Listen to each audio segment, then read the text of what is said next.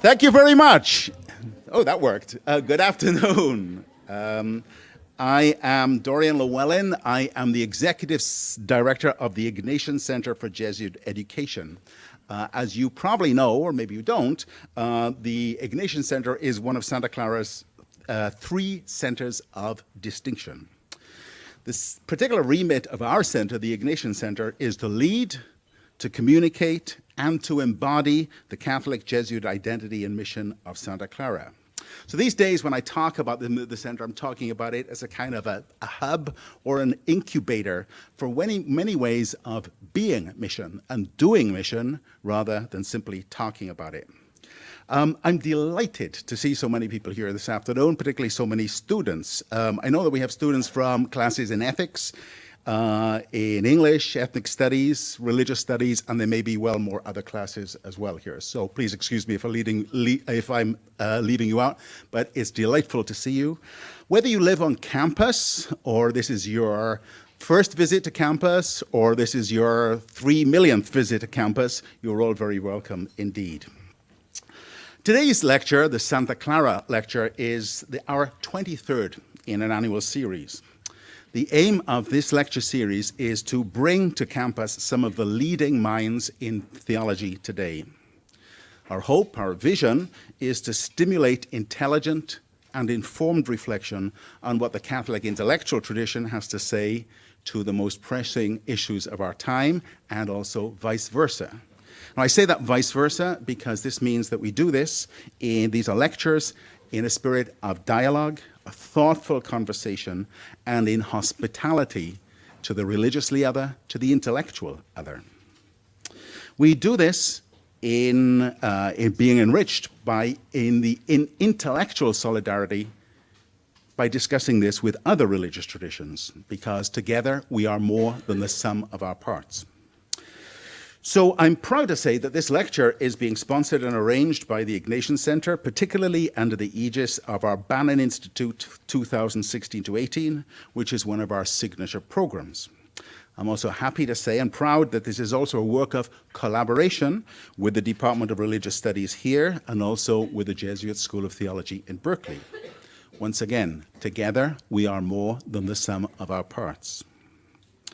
The roster of speakers and lectures over the last 23 years, which I guess is probably more than I think some of you are younger than that. But it is actually, when you look at that, it forms a library. It forms a significant and impressive resource. And you can, in fact, access all of these lectures easily on our Ignatian Center website. Professor Lloyd's lecture today is called Racial Justice Theologically. So the religious studies nerds here might know that one definition of theology is faith in search of understanding. That definition comes from the 11th century. Today, I'd like to kind of slightly retranslate this as striving to apply our objectivity, our rationality, all the powers of our intelligence to our loyalties, to what or to who gives our lives the deepest meaning, to what brings us truly alive, to our passions and our principles. So together, let us seek understanding in a spirit of faith as we pray. Baruch atah Adonai, blessed are you, Lord God, who rules all things, for giving us life, for holding us in being, and bringing us to this day and to this gathering. You have created each human life in your image and likeness.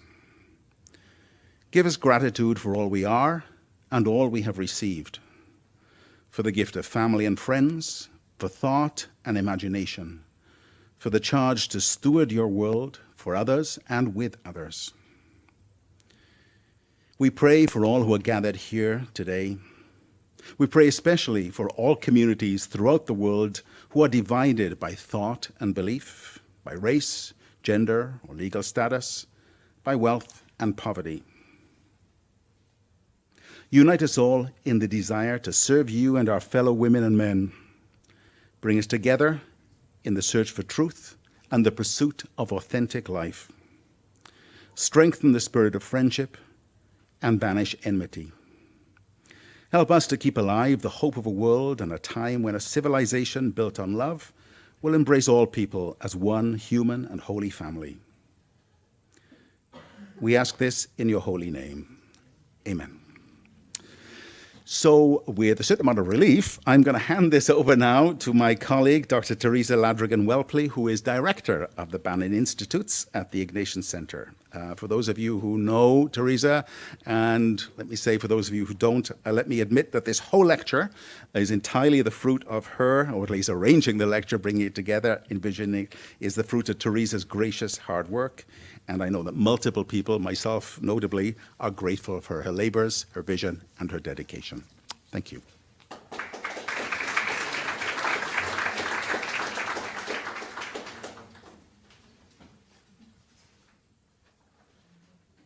Thank you, Father Dorian, and welcome to you all. As Father Dorian said, it's my privilege to serve as the director of the Bannon Institutes here in the Ignatian Center at Santa Clara. And we host an interdisciplinary faculty collaboratives, a new podcast, which we hope that you will check out, and public lectures and dialogues such as today. And through these initiatives, we are really seeking to bring the mission to bear, as Father Dorian said, to be a lever, a catalyst for Santa Clara, advancing our Jesuit Catholic vocation to serve as a transformative social force, building a more humane, just, and sustainable world. The work of the 2016-18 Bannon Institute is centered around the question and call, is there a common good in our common home? A summons to solidarity. Pope Francis, in his encyclical Laudato Si, on care for our common home, argues that in the present condition of global society, where injustices abound and growing numbers of people are deprived of basic human rights and considered expendable, the principle of the common good becomes, inevitably, logically, a summons to solidarity and a preferential option for the poorest of our brothers and sisters. In the midst of a social and political landscape that's been increasingly marked by divisive rhetoric, polarized in-grouping and out-grouping, competing truth and post-truth claims, the question, is there a common good in our common home, presses in with utmost urgency. Recently, a diverse group of religious scholars joined together to launch the 100 Days, 100 Letters campaign, sharing out the collective wisdom of our faith communities through one-page letters to the current administration in Washington.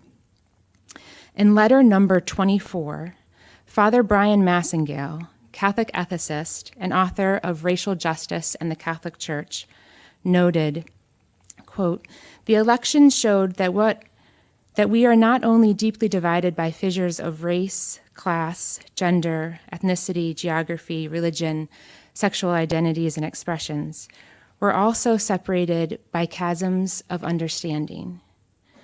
Those who differ from us seem increasingly alien and incomprehensible. We have become a nation of strangers, siloed in racial, geographic, media, and even digital enclaves, where we mostly interact with those who are like us."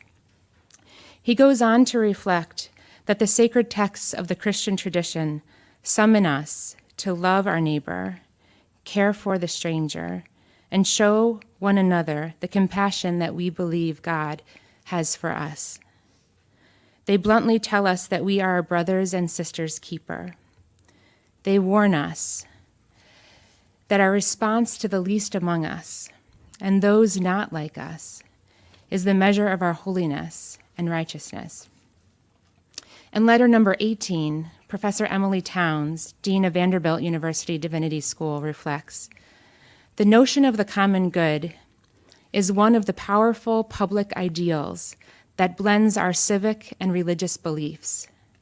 This form of justice is achieved through citizenship, collective action, and active participation in politics and public service, all sorts of strong religious and moral acts. She asks, so who will you be as you seek to serve the common good in the coming 4 years? How might we ourselves respond to this urgent question? Might present struggles for racial and ethnic justice in the United States be animated, more fully animated, through the often forgotten tradition of religiously motivated social justice organizing, oriented by appeals to God's law? Can our religious traditions become a more viable and vibrant resource in our pursuit of the common good? Oops, I'm giving you a preview. We're grateful to enter these questions today with Vincent Lloyd, Associate Professor of Theology and Religious Studies at Villanova University. Dr. Lloyd received his BA in Religion from Princeton University and his MA and PhD in Rhetoric from the University of California at Berkeley. So welcome back. His research focuses on the intersection of religion, race, and politics, using the tools of critical theory. Professor Lloyd serves as co-editor of the journal Political Theology, and he is the author or editor of 10 books, including Religion of the Field Negro, on Black Secularism and Black Theology, and Black Natural Law. His co-edited collections include Anti-Blackness and Christian Ethics, and Race and Secularism in America. Dr. Lloyd's current research project, funded by the American Council of Learned Societies, focuses on religion and mass incarceration, and will be forthcoming in a book entitled Break Every Yoke: Religion, Justice, and the Abolition of Prisons. We're delighted to welcome Professor Lloyd today to offer the 2017 Santa Clara Lecture, Racial Justice, Theologically.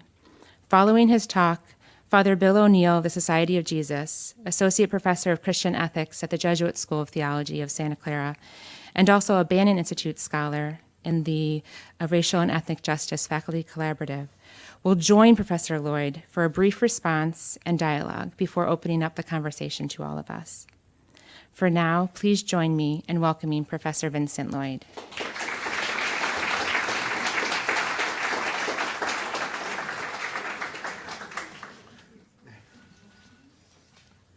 Thank you so much for that generous introduction. And after an introduction like that, there's no way I can possibly live up to your expectations. So I apologize in advance for that.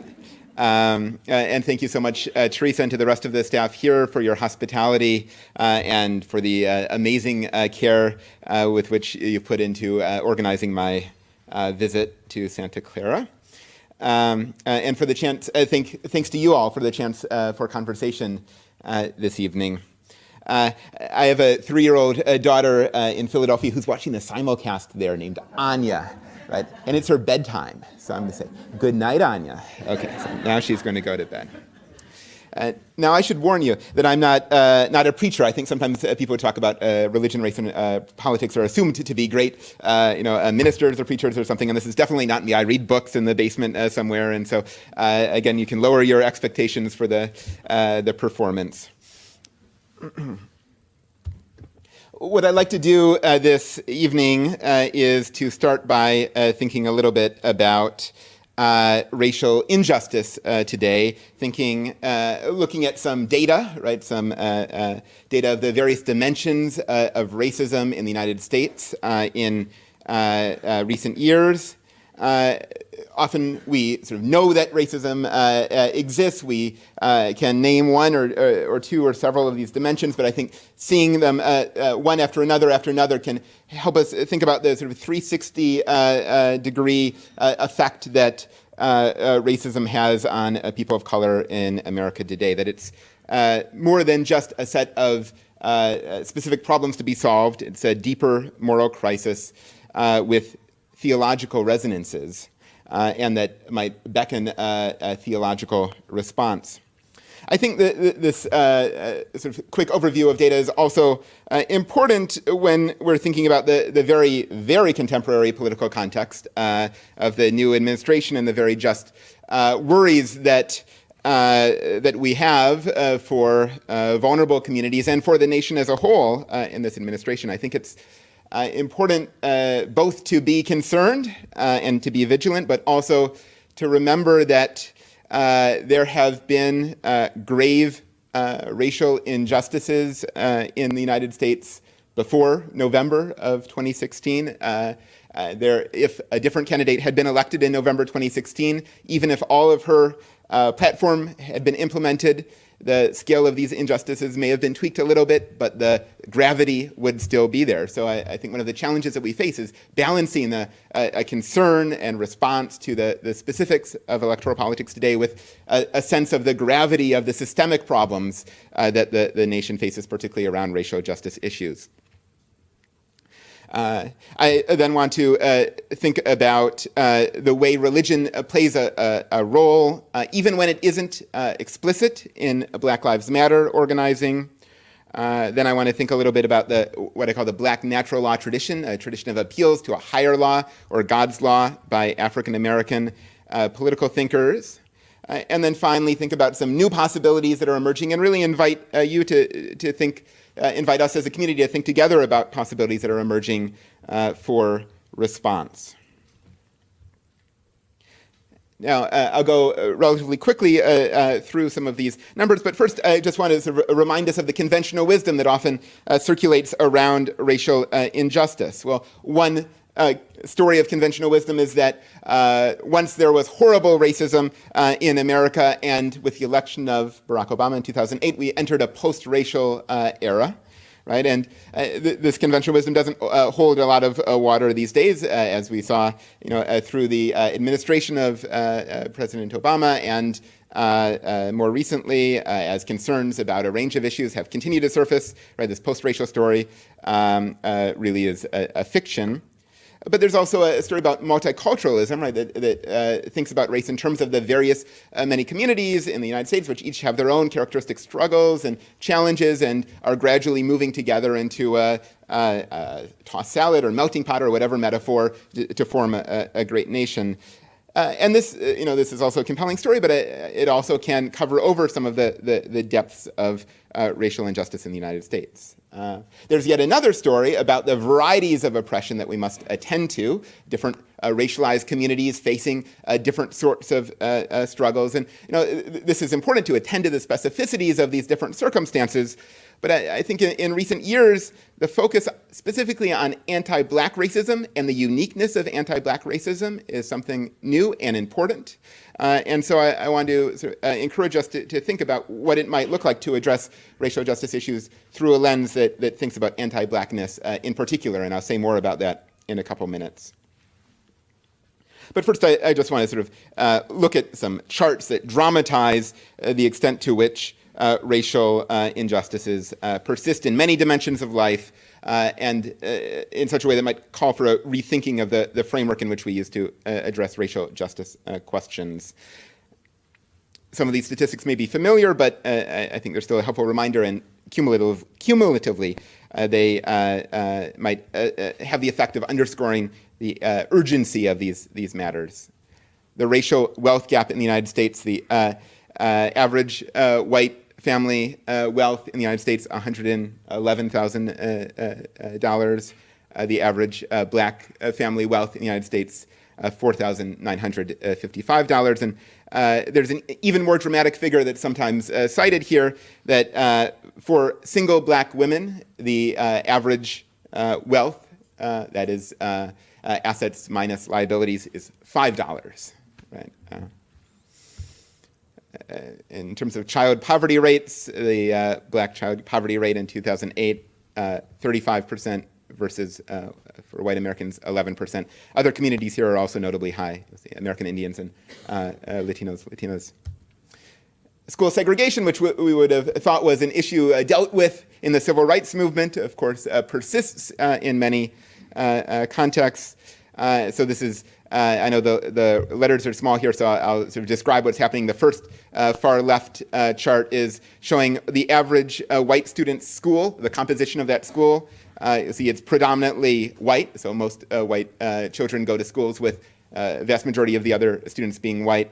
The second column is the average black student's school, you'll see that the average black student in America goes to school with predominantly black classmates. Right?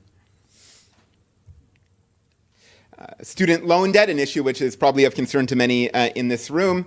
Right, there are various ways to measure this and to think about this. Of course, this has exploded over the last several years and affects everyone, and is a public policy issue that really needs to be addressed, and an ethical issue as well, because of the way it affects the lives and opportunities for young people and throughout lives.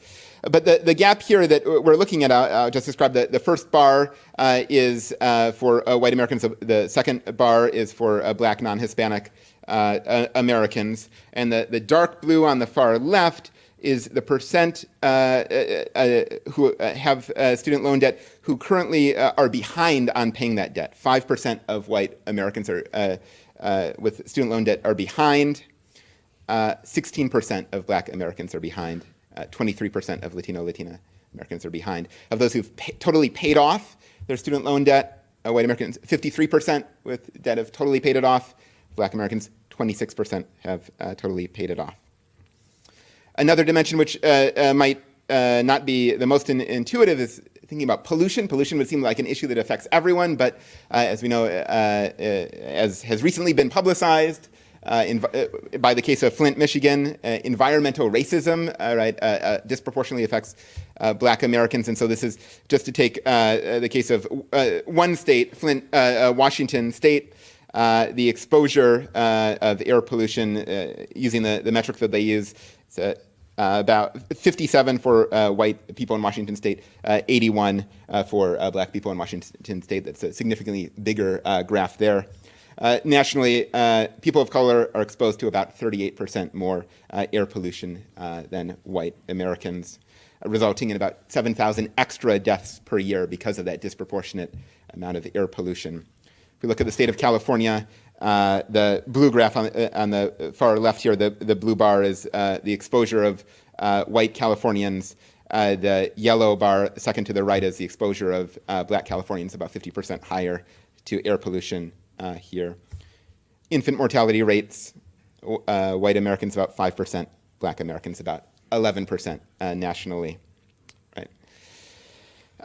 To take one case study, which has received a huge amount of attention recently, mass incarceration, right? That is the number of Americans in prison and the disproportionate number of black Americans in prison. We can look just in a little bit more detail at this. Here are just some facts. 2.2 million Americans are currently incarcerated. That means that 1 in 35 Americans now is in prison on parole or on probation.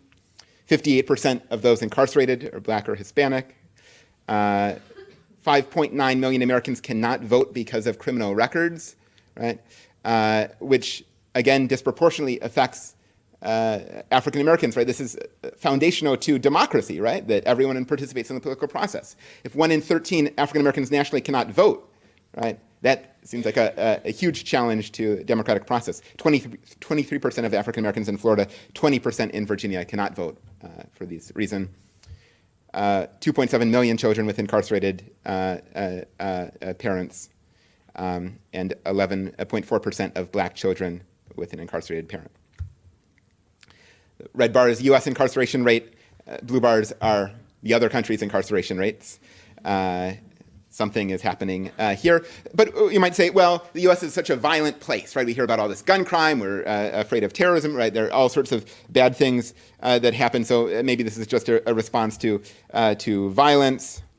Here is violent crime by country. The U.S. is the red bar. All the other countries are the blue bars. You see, the U.S. is on the higher end of the violent crime spectrum among nations, but it's not hugely, it's not qualitatively different from other nations there, and it's actually lower than the United Kingdom. If we look at this prison population, the growth is relatively recent, since the 70s, and the rate of growth is really astronomical there, even though it's sort of paused in the last couple of years here. And so then, again, you might respond, well, there must have been a growth in crime and crime rates, but if we look at the national murder rate, it's actually been going down over the same period of time that the that we see here, right? So it doesn't seem like this is a response to crime, and many scholars have said, well, one way of explaining this chart is to see segregation ending, right? The way that black people were controlled in the South until the 60s. How are black Americans going to be controlled now that segregation is over? Well, literally, physically, in cells, the prison can serve that purpose. At least that's one of the stories that's told to help explain this chart. Again, these incarceration rates, just to illustrate this, black Americans. So this white American number there on the far left, that's a white American, that is the same number that is in red here. So in red here, it looks really big. Here, it looks really small, but compared to that number, the incarceration rate, right, the rate of black Americans is still huge. The risk of, men's risk of being imprisoned, African-American high school dropout rate, the chance of being imprisoned, about 69% at some time in their by their 30s for African-American high school dropouts, right? This is the street that I live on in Philadelphia. So if you sort of look at these numbers, and I have a family living to the left and a family living to the right, statistically, chances are that one of them will have a child that's incarcerated sometime in their life. Santa Clara did a study last year of race-based incarceration, Santa Clara County, race-based prosecution in the county compared to the population. So they found that although the black people make up about 3% of the county's population, they receive about 11% of the felony prosecutions in Santa Clara County. Right. So how are we to make sense of and address these series of data points, right? Well, it seems like racism in America is more than just a series of empirical facts, right? So a policy response would be insufficient. These facts seem like they're a symptom of some chronic ailment, something that may have gone from, continued from slavery to segregation to the present, right? Something that has recently been called anti-blackness, right? A specific anti-black core value, you might even say, of the American project. So the worry here is that if there's this deep ailment afflicting America of anti-blackness, even if we fix particular problems, even if we lower the infant mortality rate, even if we lower the prison population and so on, new problems will pop up, right? The new symptoms of this deep disease will pop up. And so we need to address this disease directly. And so we need a theory or a theoretical framework that will name and get at what anti-blackness is. On some accounts, anti-blackness comes about because of the afterlife of slavery, right? So to get white Americans to treat their fellow human beings as slaves, right? There needed to be a whole set of institutions and practices and values that denied the humanity of blacks, right? Even when slavery went away, right? Those institutions, practices, values persisted on this account, right? So just changing the law, right, freeing the slaves, didn't change that a fundamental commitment to anti-blackness because it was so deep. Because it takes so much work, so much to get someone to treat another person as less than human, right? Another account, probably complementary, sees anti-blackness as following from anti-indigenous racism with the colonial encounter, right? And sees that in turn following from anti-Judaism, right? So the way that Christians imagined Jews was displaced onto the way that European colonists imagined indigenous peoples, which was displaced onto the way that white Americans envisioned blacks. So it's fundamentally a theological problem on this account, how anti-blackness is fundamentally a theological problem, and so would seem to require a sort of theological response, right? If the underlying problem is supersessionism, right? Is sort of anti-Judaism. Then we need a sort of theological response. But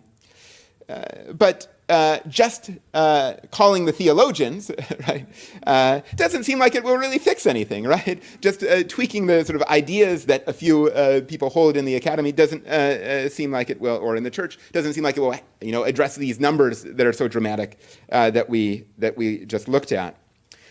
So where to turn? Well, it seems like we should turn to the grassroots, turn to insights from the most marginalized communities, and see the sort of level of ideology critique challenging the ideas of anti-blackness as complementary to and requiring work, at this grassroots level, right? That the two need to work in tandem. And for that, I think we should turn to the Black Lives Matter movement and see what religious stuff is happening there, right? But before doing that, I want to take just a brief excursus to let you know about a set of conversations that has been happening among my colleagues, among theologians and religious studies scholars who are trying to think about what this framework of anti-blackness could mean, right? And with some colleagues, I brought together a group of theologians and religious studies scholars in Massachusetts for a few days of retreat, sharing our thoughts, sharing a liturgy, and sharing reflections on how this framework could motivate a religious response. And out of that comes this book, Anti-Blackness and Christian Ethics, which is coming out later this year from Orbis. And as a preface to that book, I tried to distill some of the insights and feelings that were circulating among these theologians. Here are three of the theologians. Father Brian Massengill, who was mentioned by Teresa, is the first one there on the left. Kelly Douglas is in the middle, and Sean Crawley is on the side. So here's the preface, which, if you'll indulge me, I'll just read for a couple minutes. We are angry. We see gross racial injustice in the United States today. We see the anti-black violence committed by the police, by the prison system, by poverty, by environmental racism, by racial bias, and by hateful words and deeds. We know that this violence is pervasive and connected, and we know that it results from this nation's deep, long-standing commitment to denying black humanity. Many of us, as people of color, have not only observed this violence at a distance, we have felt it in our own bodies and souls. We are hardened by grassroots organizing demanding racial justice, and we join in the affirmation that Black Lives Matter. We seek to learn from activists and to struggle together with them, both to challenge the white supremacy that infects this nation and to envision what racial justice may look like. We are grateful to movement organizers for crafting an inspiring platform that calls for an end to the war on black people, reparations, investment in black communities, economic justice, community control of police, and black political power. We are inspired by the movement's deep analysis of anti-black racism and by the connections that the movement makes with other struggles for justice. We acknowledge the complicity of religious communities in perpetuating anti-black racism, and we acknowledge the deafening silence of many religious communities in the face of racial injustice. But we also remember the long, inspiring tradition of religious organizing and analysis aimed at challenging anti-black racism. We remember the invitation to believe in a God who is black. We remember the ideals of love and nonviolence, and we remember how these ideals have been perverted by those who privilege hollow peace over justice. We learn from the movement that advancing justice requires disrupting ordinary life. Affirming that Black Lives Matter is necessary, but it is not enough. We call on our fellow theologians and scholars of religion to articulate how religious traditions speak to anti-black racism in their research and teaching. We also call on our colleagues to personally join the movement in the streets. We call on religious leaders to interrogate the ways their institutions have been complicit in anti-black racism and to mobilize institutional resources in support of the struggle for racial justice, and to personally join the movement in the streets. Finally, we call on religious practitioners to discern the resources in their faith traditions to struggle against anti-Black racism and, as well, to personally join the movement in the streets. We are an ecumenical group, Catholic and Protestant, Jewish and agnostic. We are predominantly Black, but we are also Latino and white. We are gay and straight, immigrants and US-born, clergy and laity. We are theologians and secular scholars of religion. Collectively, we lament that the grip of anti-Black racism remains so tight. We denounce the false god of whiteness that is worshipped throughout this nation. We know that changes to a few laws will not suffice. We demand a revolutionary transformation in souls and in society, in universities and in political institutions. We believe that struggle and worship can be one in the same. Let us follow the lead of the Black youths blocking highways and disrupting brunches, organizing together to recognize the inherent worth and dignity of Black life. So I hope that gives you a sense of the sort of collective thinking of myself and other Black theologians and others reflecting on these issues and sort of mobilizing the framework of anti-Blackness together with a call to listen to what's happening in grassroots struggles. So I'd like to do that just now and reflect on the Black Lives Matter movement, not only as a political movement, but also as a love story, thinking about love as central to the movement, love very deeply rooted in a Christian and post-Christian tradition.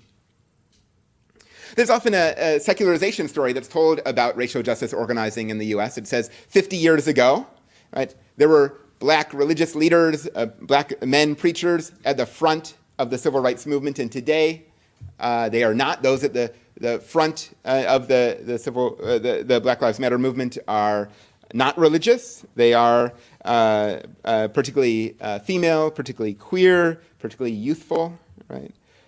Religion has lost its centrality in the movement. But in fact, religious language and practices are all over. There's a swirl of religious ideas, symbols, rituals, and feelings that surround today's racial justice movement.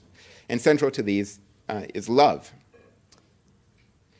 To give a couple of examples, 2 months after Darren Wilson shot Mike Brown, calling him a demon in Ferguson, Missouri, there was a gathering of clergy in front of the Ferguson police station. At 11 p.m., about a dozen clergy members gathered and began to pray. There was a rabbi, a Black United Church of Christ minister, several white Episcopals, Reverend Osegefu Seku, a Pentecostal, led the prayer. He's in the center there. The police interrupted, and they demanded that the ministers disperse. Reverend Seku and his colleagues kneeled, and they continued praying. They were arrested and held in a blood-stained van that night. Reverend Seku himself is a native of St. Louis who spent months after the death of Mike Brown in Ferguson doing trainings on nonviolent civil disobedience rooted in Christian tradition. Reverend Seku is not optimistic about the involvement of institutionalized religion in racial justice struggles. He notes the low participation of religious communities in Birmingham and Montgomery 50 years ago during the civil rights movement, right? Even then, right, when we think of religious communities in the forefront of the civil rights movement, actually, the vast majority of churches were on the sidelines. It was only a select few that were indeed at the forefront. He says, quote, "I'm not terribly hopeful for the church. I think queer, Black, poor women are the church's salvation. They don't need to get saved. The church needs to get saved," unquote. Reverend Seku isn't telling a secularization story, right?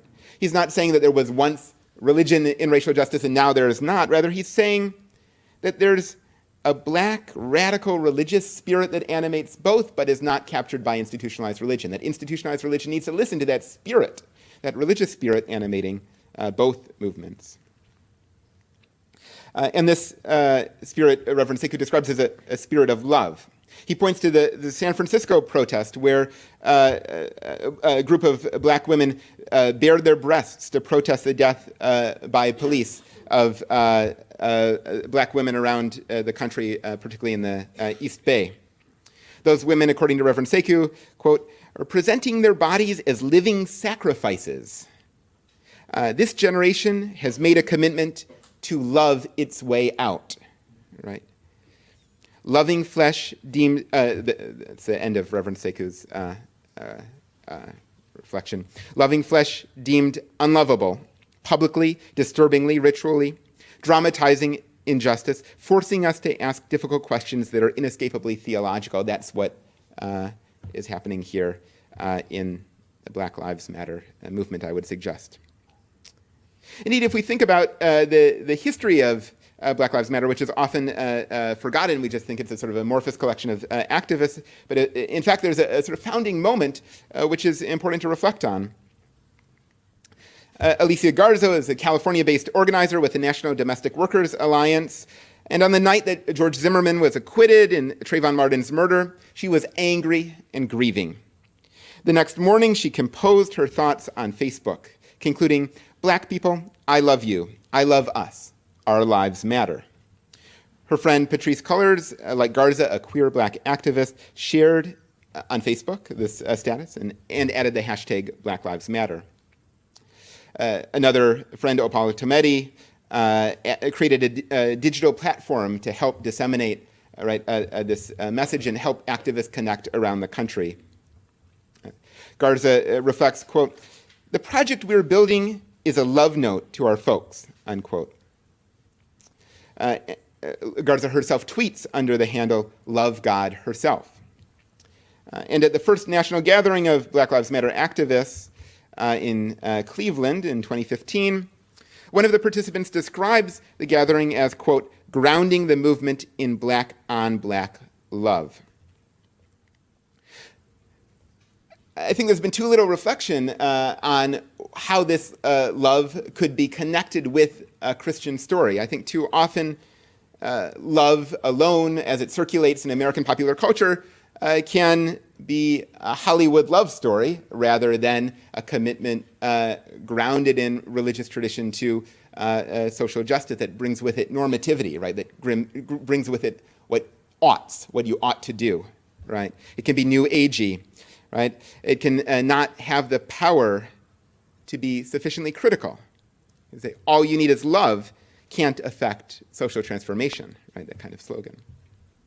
So I think we need to think about something that goes along with love, right? Something about justice, something about accounts of divine justice. And we need to think carefully about justice so it's not reduced from a divine ideal to a criminal justice system. We don't want to reduce justice to simply following the law properly, as it so often is these days, right? We want to remember justice beyond the world. Indeed, if you visit the Martin Luther King Monument in Washington, you'll see lots of quotations from King about love. You won't find any about Jesus or God or about law or God's law. There's something that needs to be managed. There's something that's potentially disruptive about King's appeals to a higher law or to God's law. Right? There is, of course, a robust Roman Catholic tradition of reflection on natural law theory. But I'd like to turn, instead of turning to that theory, turn to black culture, right? Turn to blacks who are capable of doing, not just applying, intellectual frameworks, right? To see black Americans as participating in a natural law tradition and theorizing natural law.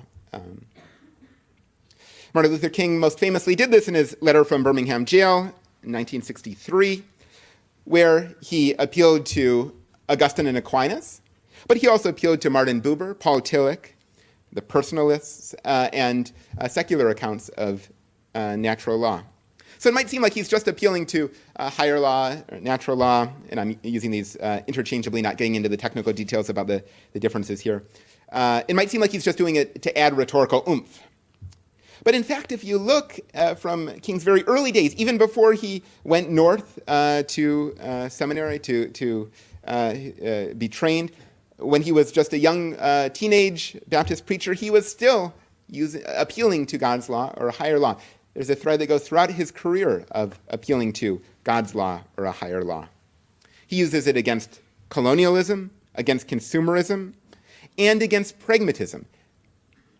He preaches against the survival of the slickest attitude that he sees around him. He worries that people are making little gods of material objects, of money, but also that people are making little gods of pleasures and even of science. Instead, he urges us to turn to the eternal, most immediately the soul, but the soul as it images God. He says that worldly laws that we find around us are often obscuring the eternal, right? Obscuring God's law and our access to the divine, and that worldly laws are in conflict. When they do that, they're in conflict with the natural law. He uses this language in Montgomery, right, in his first public activism, the Montgomery bus boycott. At the opening meeting of the Montgomery bus boycott, King urges that the laws of segregation in the bus system conflict with the divine edicts of God. Right. It's also interesting as a sort of side note that Martin Luther King, a little known fact, he had an advice column in a magazine for a while. People would write in with their worries in their personal life. They think their husband might be cheating on them, or they have questions about sexuality, all these sorts of things people would write to King. But it's interesting that King never invokes natural law when he's responding to these queries. Right? He only invokes natural law when he's talking about these broader questions of social justice. Right? And in fact, in my work, I think about how figures like Frederick Douglass, Anna Julia Cooper, and W.E.B. Du Bois all invoke natural law and are participating in a tradition of African-American reflection on natural law, one that is oriented toward social justice rather than sort of individual morality. The content in this tradition is less important than the process of accessing natural law.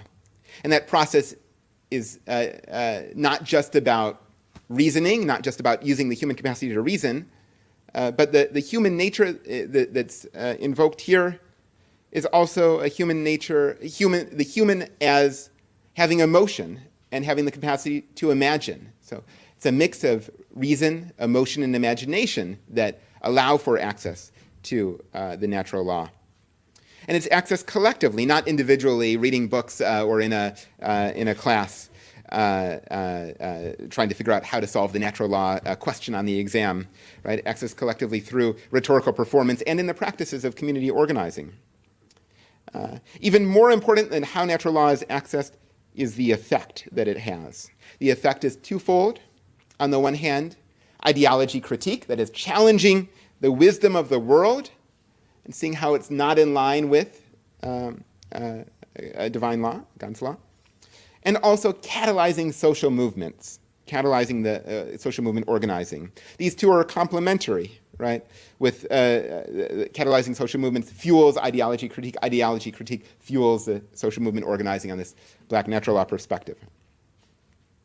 I argue that more recently this black natural law tradition has collapsed, leaving only incoherent fragments. Some of these fragments are picked up, for example, by Clarence Thomas, but also by Jesse Jackson and by James Baldwin. So Clarence Thomas focuses on the reason dimension, setting aside the emotion and imagination dimension. James Baldwin focuses on the emotion dimension, setting aside the reason dimension. And I think this has various political problems, leads to various political problems downstream, as it were. Right.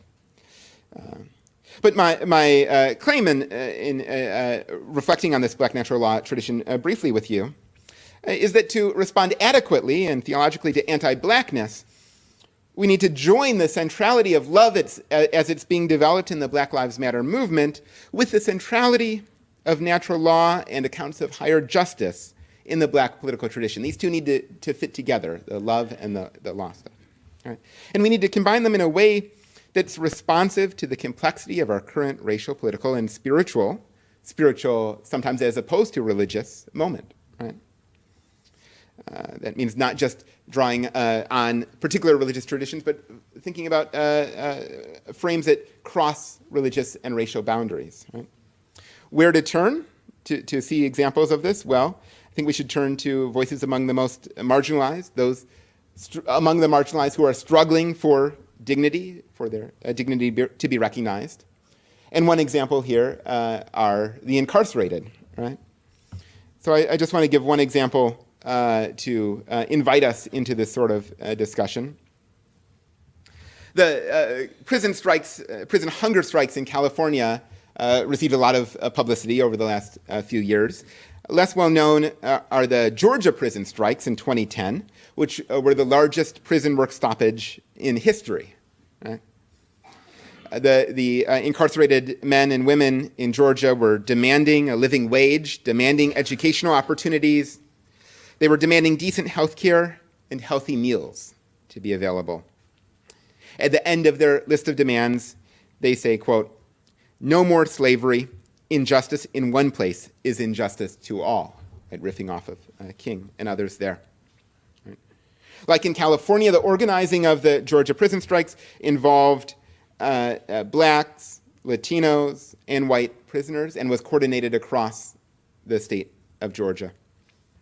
The intention of the strikers was to be peaceful, but soon the strikers were brutalized by prison officials, and the leaders were separated.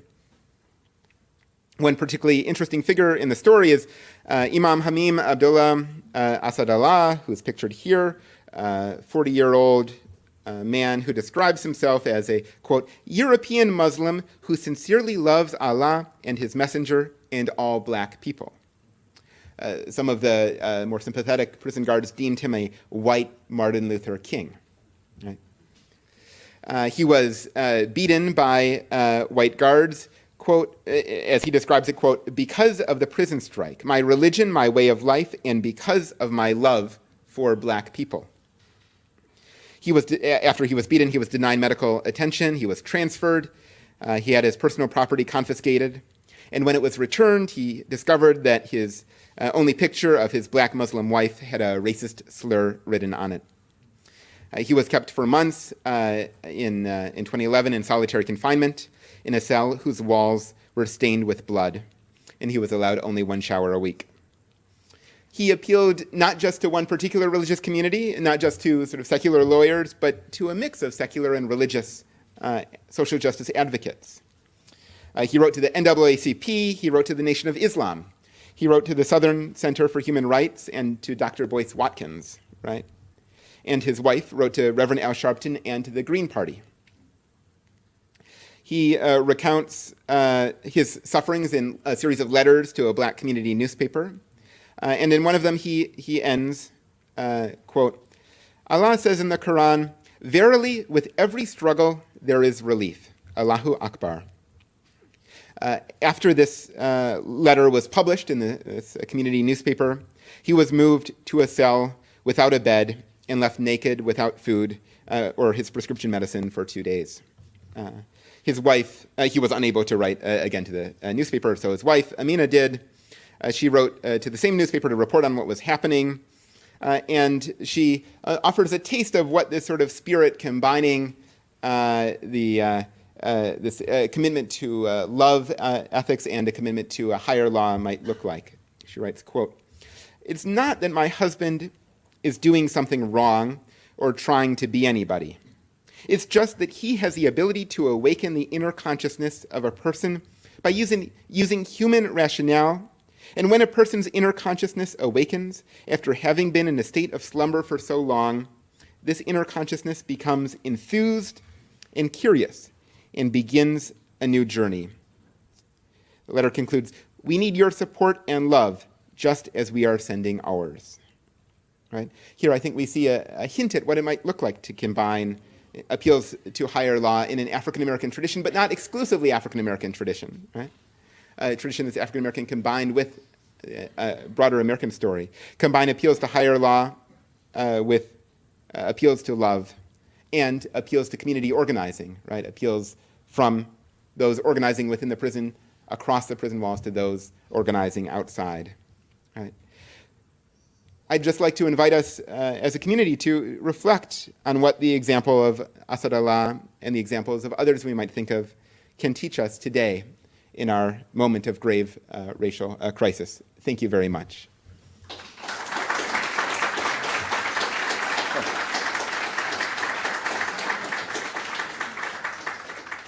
I think I'm tasked with inviting Father Bill to respond to me.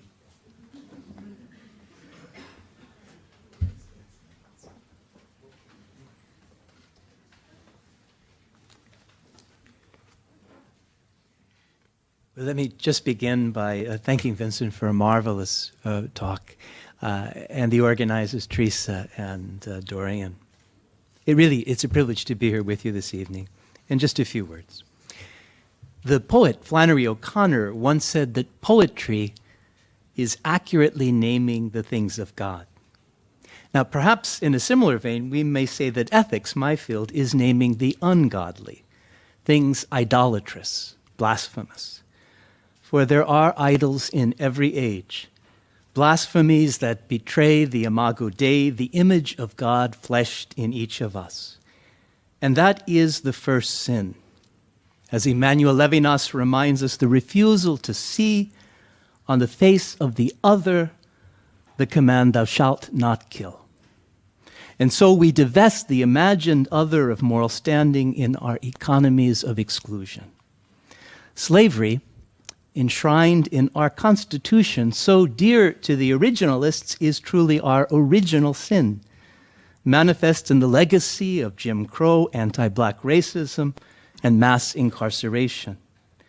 But there is, as Dr. Lloyd so eloquently reminds us, also original blessing, a legacy of black resistance, the spirit of abolitionism.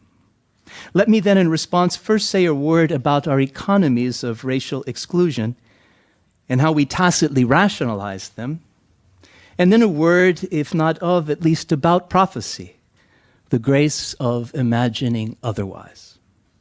Professor Lloyd recalls the rich history of natural law and political theory, but it is a history today divided against itself. No longer can we, in Eliot's words, keep our metaphysics warm in a grand medieval synthesis of law and virtue.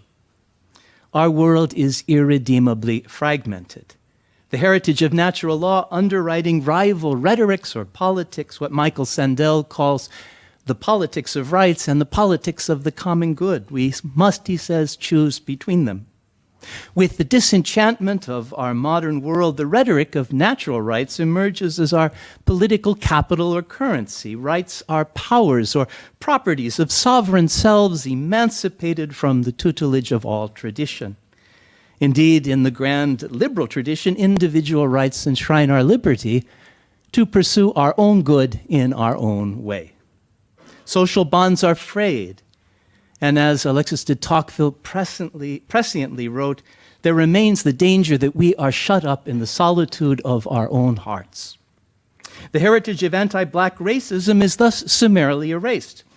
As a sovereign self emancipated from tradition, I bear no responsibility for the heritage of white supremacy or privilege. If looking into my heart I discern no racism, misogyny, or homophobia, I am absolved of history, responsible only for my own deeds. Now, where the politics of rights envisions society as a compact of mutual advantage, the politics of the common good looks to thick social bonds constituting a polity. For communitarian theorists, the self is not essentially unencumbered, but rather constituted in the ensemble of social relations. Knit together by shared history and sentiments, we are embedded within a particular political community and endowed by birthright with a distinctive cultural, ethnic, and racial heritage. Even our liberty has a pedigree. Now, such politics need not be xenophobic.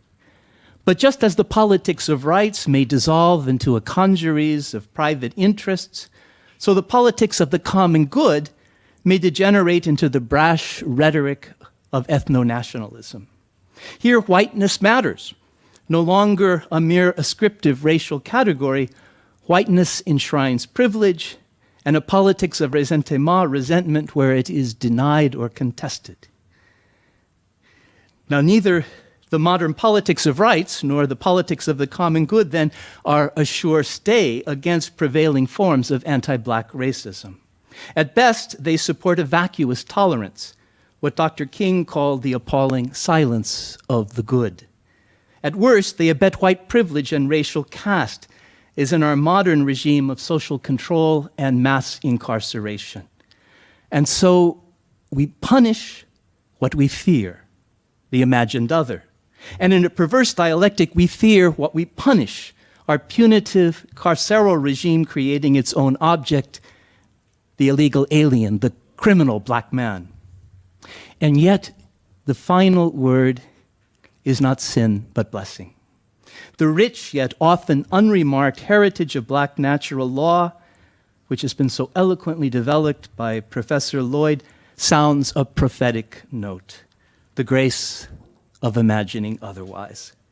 It begins, as Professor Lloyd reminds us, not with the morality of the heights, the teleological perfectionism of St. Thomas and the scholastics, but the morality of the depths. Black natural law, in the words of Chinua Achebe, becomes a mouth to tell of suffering. Suffering not merely of a sovereign self, but the enslaved, the victim of systemic inequity. It is the word that begins in cry, in resistance to the whiplash that finds voice in the spirituals, the ethics of our climate, and ends in prophetic lament. And so I think it transfigures our politics, or certainly has the potential to do so. Rights interpreted from below, from a hermeneutics of the margins, are no longer the properties of sovereign selves, but what I would suggest a grammar of dissent. Never again, we must say to slavery again and again. And yet, as Professor Lloyd argues, the grammar of abolition is no less one of assent. Rights, let us name atrocity, denounce slavery, ideology, and all its manifestation and reaches. But rights are also a clearing for new stories to be told. The common good, embracing an integral and comprehensive grammar of rights, lets testimony such as in Black Lives Matter be woven into a new social narrative, the common good of King's beloved community.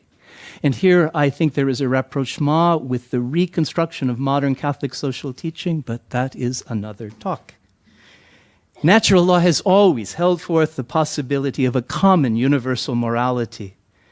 But black natural law, again, as so eloquently developed by Professor Lloyd, historicizes that morality, our common morality, our American morality, is always and necessarily lament.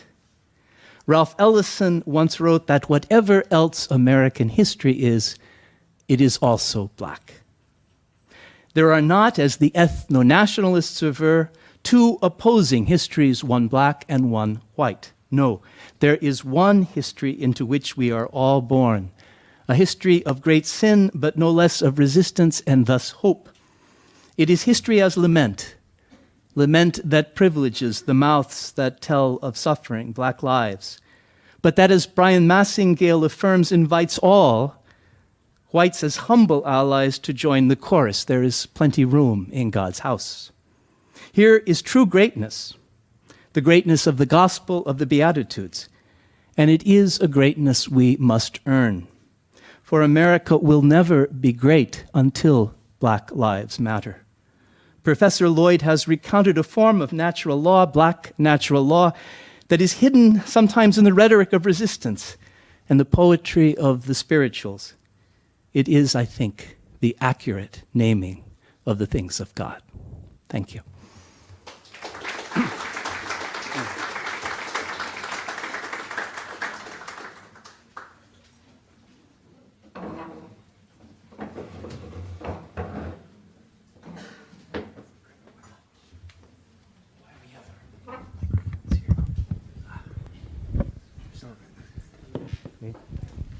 Well, Vincent, thanks again just for a wonderful talk. And I have just a few questions, and we want to open it up for your questions and thoughts as well. Vincent, you mentioned that a response woven through Black Lives Matter, but a response for us must be necessarily theological. And yet today, for many good liberals, our religious beliefs are something like our hats we hang at the vestibule of the public square. That we take Martin Luther King's letter from a Birmingham jail and trim it of all its religious references. We often seem embarrassed to think of the public character of religion, especially as it has been debased so much by, say, an evangelical support for bigotry and racism. So I wonder if you could say a word for us here, Vincent. How is a response to the reality of anti-black racism necessarily theological? And what might that mean for our own religious commitments, especially those of us who are students? Thank you so much for the question, and especially for the eloquent response, which has me thinking and elaborating on my thoughts already. And I'll continue to sit with it over the coming days. Thank you. Okay, great. One of the stories that's often been forgotten about mass incarceration, right, is that there was a moment in the early 1970s when there were a lot of Michelle Alexanders. Michelle Alexander is this author who wrote The New Jim Crow, drawing public attention a few years ago to the prison system and its racialized effects. So in the early 70s, there were a series of public intellectuals writing books, getting media attention, and saying there's something fundamentally wrong about the prison system, right? There was an attempt to look to Europe for models for alternatives to incarceration.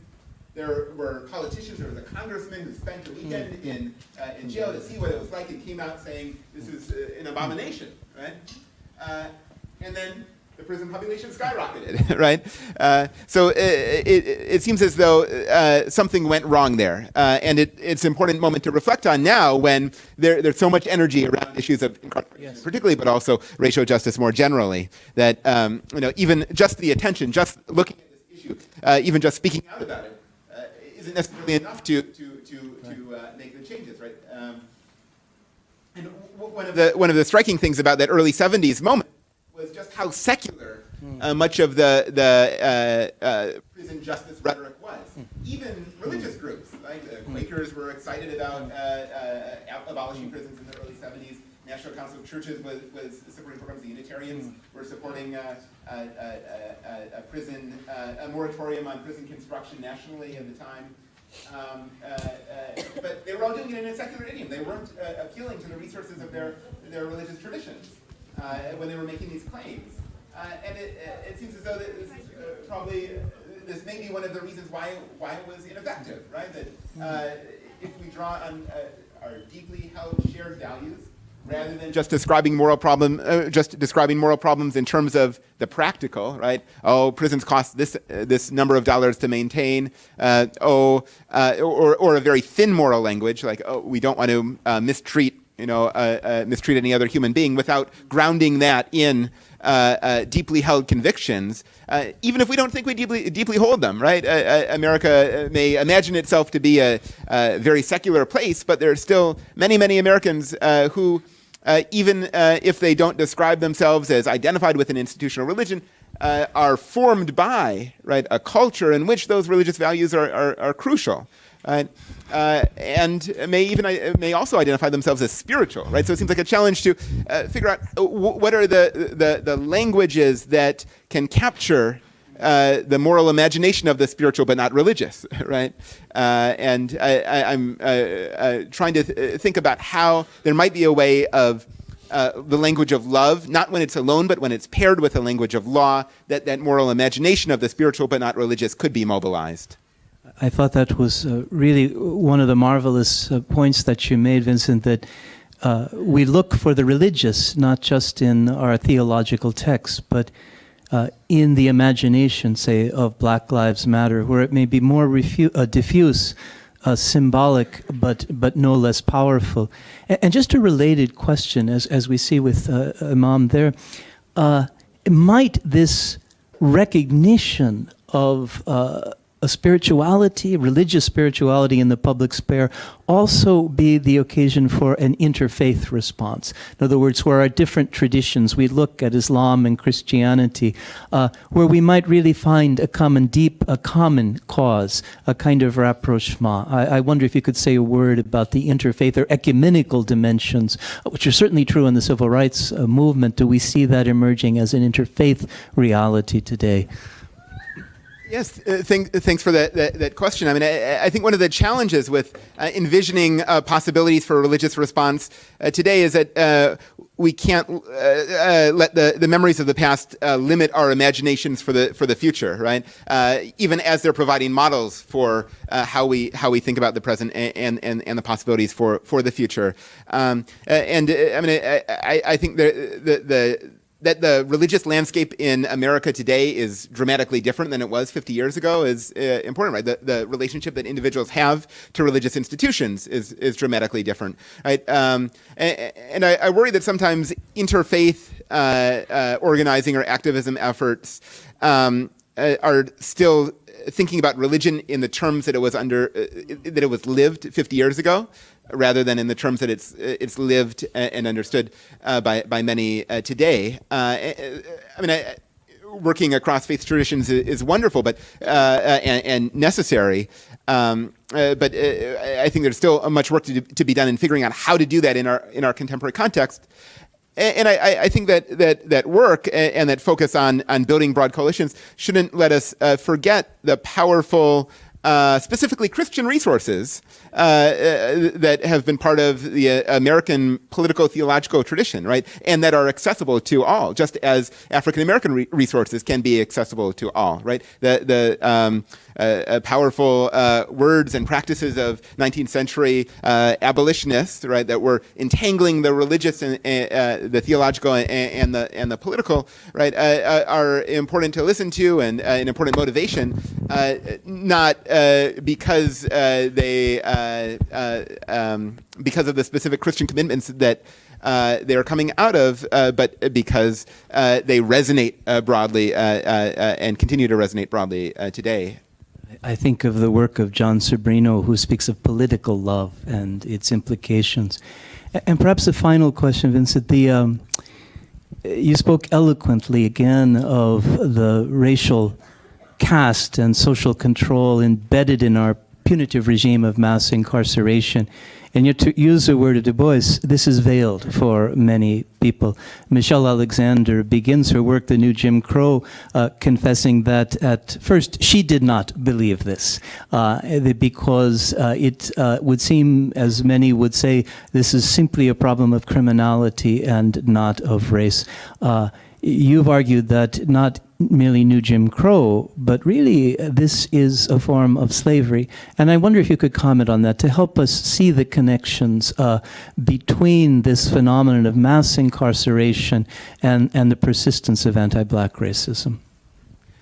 Thanks for the really important question. And so at the sort of level of rhetoric, there's been a powerful analogy that's been made, as you referenced, by some activists around the similarities between the current carceral regime, the current system of prisons, incarcerating a huge number of Americans and especially Black Americans, and the legal regime of segregation, which is an important analogy, and there are striking similarities there.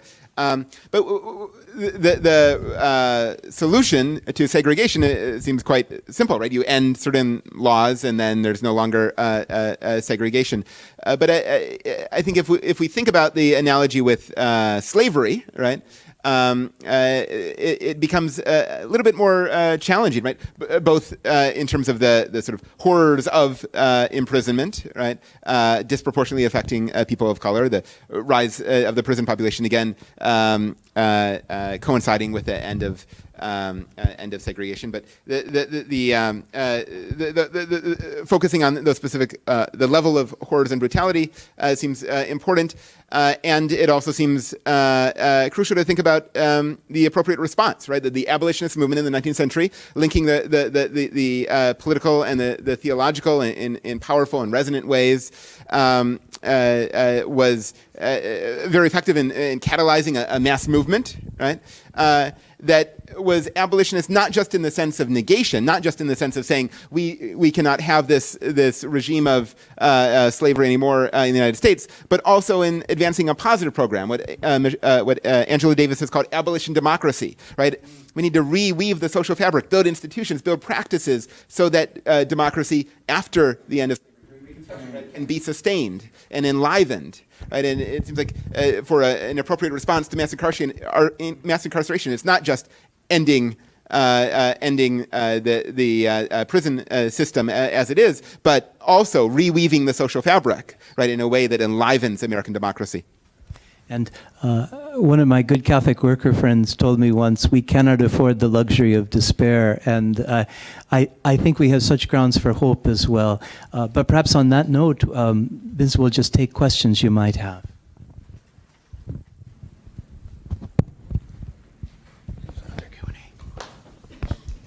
Yes. Where do you believe that the disconnect between black religious communities and black civil rights movement occurred, and why? Thanks for the question. So just to rephrase the question, why is it that in the 1950s and 1960s many black religious communities did not support civil rights organizing, and one might ask analogously, why do many black religious communities today why are they not front and center in supporting Black Lives Matter organizing? And of course, some considerations are pragmatic and some are theological in terms of the sort of focus on spiritual things rather than worldly things. Pragmatic in terms of, in the civil rights movement, the concerns about disruption of ordinary life that the civil rights movement entailed. The powerful rhetoric that opponents of the civil rights movement used, that the civil rights movement protests were causing disorder, were causing riot, right? Were causing social chaos, right? That there were lawbreakers, right? And there's a really interesting and compelling story that's told about the way that same language of lawbreaking and riot and disorder that's applied to Martin Luther King and applied to other protesters and sit-in strikers in the 60s is the very same language that's used to justify prison growth, right? The set of laws that incarcerate more individuals, supposedly race-blind laws. But they're using the same language to justify those laws as the language that was used in opposition to civil rights protesters. And I mean, that's a very compelling language, and I think one hears it today as well in terms of Black Lives Matter, right? That there can be, there's chaos, there's lawlessness, right? Why can't they just have a respectful conversation, right? And the sort of many Black religious communities then and now are see that as the proper forum, right? Have a healthy conversation in the community across color lines, across faith lines, and then come to a resolution. Why do you need to be in the streets? Why do you need to be causing chaos?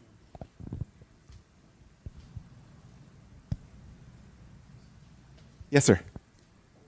So I think, based on what you have said and shown here, that poverty is the essential issue. And I can address that, but so in terms of specifically of Black lives, which is so, and the population has so many issues with poverty, is that just because of discrimination? What do you think? Great. So the question is about the role of economic explanations in racial stories of racial injustice and racism, and certainly, right, there are intersections, as the popular word is these days, between poverty, economic inequality, and racism, and these are important to think through and very complex, right? In terms of the, it's also always a risk to tell a causal story, right? To say that this is the reason that these problems exist, right? It's a risk whether you're pointing to economics or if you're pointing to race or if you're pointing to anything else, right? There's also something satisfying about it, right? To figure out what it is, right? So I think it's something that we have to balance in our analysis, right? And it seems like it's also important to separate this level of analysis, right? Where we can think about different causes and then the level of response, right, where we might think about tactics, right, about how to respond, right? I think today there's, so I'm going to remain agnostic on the choosing the cause question and say that, what matters today is that there's energy around the language of anti-blackness. It's not emerging from the academy, although it's becoming popular in sections of the academy. It's emerging from the grassroots, right? That organizers in struggle are seeing this as a language that speaks to the situations that they're in and the struggles that they're facing. And those protesters and activists who have experience with poverty and with racism are using a language of combating anti-blackness as the sort of privileged idiom for these struggles. And I think it's our job in the academy, right, to listen to that, right, and to help deepen that, right, to think about those intersections, but also to think about traditions of racial justice struggle and theological reflection on race in which that language of anti-blackness can be situated. Yes, ma'am. I heard you say various times that the way that we approach civil rights movement today, I guess like the whole anti-black dialogue today is way different from the 1960s. My question is, how do we approach this entire dialogue and with our faith, and yet how do we respond to those who say that faith should not be involved in politics?